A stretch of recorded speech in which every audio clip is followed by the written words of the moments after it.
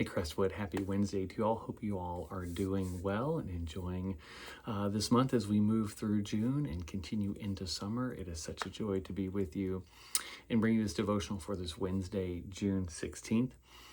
You know, in my Sunday school class, we have just completed a study of the 7 deadly sins. Such an interesting topic to discuss, to look at them. We looked at them historically, we looked at them contextually, what the modern understandings of those things would be. I did not show the movie Seven. If you're familiar with that movie, you'll know why I didn't show it.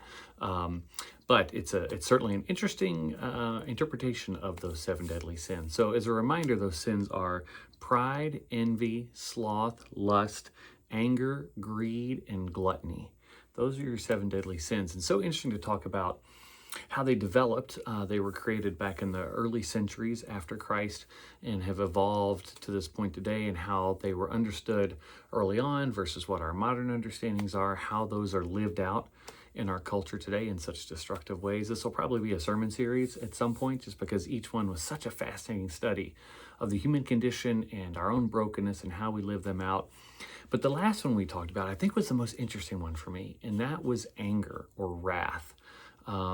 Those words can be used interchangeably, but we talked in the class about how there's a fundamental difference between anger and wrath, because of those 7, anger is the only one that is an innate human emotion, right? Something that is natural to us. Others, greed, envy, pride, those sorts of things, those are not a part of who we are, but anger is. Anger is a natural human emotion. Jesus got angry. He flipped over the tables when they were, money changers were selling things in the temple. He got mad at his disciples constantly because they weren't understanding his mission. Anger is a part of us. It's an emotion that we have. Where it turns to wrath is when we live out that anger in destructive ways, in ways that dehumanize the other, in ways where it consumes us, where it leads us to want to take revenge on someone. And we talked a lot in the class about how we keep anger from becoming wrath. But what I found most interesting was we talked about how anger can often be justified.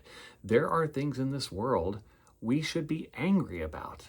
And those most often are pointed towards things that happen to other people, right? If I'm angry about something that happens to me, that can come out of my own selfishness or insecurity. But if I'm angry about the way someone else is being treated, about the way someone else is being denied their basic rights, about how someone else is being persecuted, that is a righteous anger, right? There's a righteousness that comes from that. We are told in Scripture that God is an angry God at times when his people, God's people, weren't being faithful to God.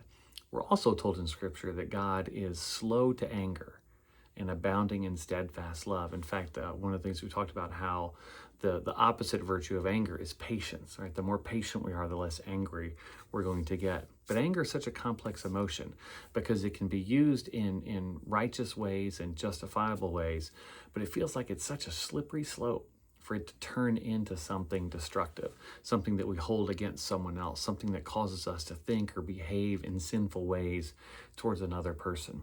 So what I've been wrestling with ever since that conversation is, what in my life is making me angry right now? And is that anger justified, or is that anger holding me captive?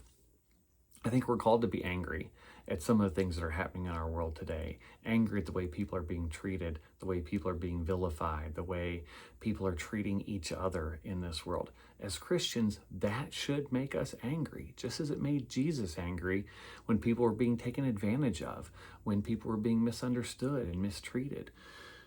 There are things we should be angry about. But then there are other things that with a bit of patience can dissipate that anger, especially when it comes to our relationships with those that we love, right? It's so easy to get upset with each other the more we're around each other. But Paul says, don't let the sun go down on your anger. And that's very much an interpersonal statement. That's not saying, hey, don't be angry about that social justice issue before you go to bed. No, I think that anger perpetuates.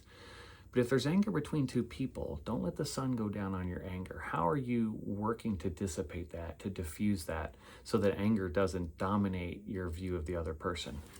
Such a complex emotion, right? With anger, there are things we get angry about that we probably don't need to be angry about. And then there are other things we should probably really be angry about that maybe we're not angry enough. And so I wanted to just encourage you to sit with that today, Crestwood. What's making you angry today? What are you doing about that to address that anger in positive and productive ways? What's making you angry that if you just stopped and gave it some patience and prayer, you'll realize that's not worth being angry about. That's something we're going to continue to live with, is our anger. How do we live it out in a way that honors God and honors our call to love others? Good luck as you wrestle with that. I know I'm going to continue to wrestle with it myself. God bless you, Crestwood.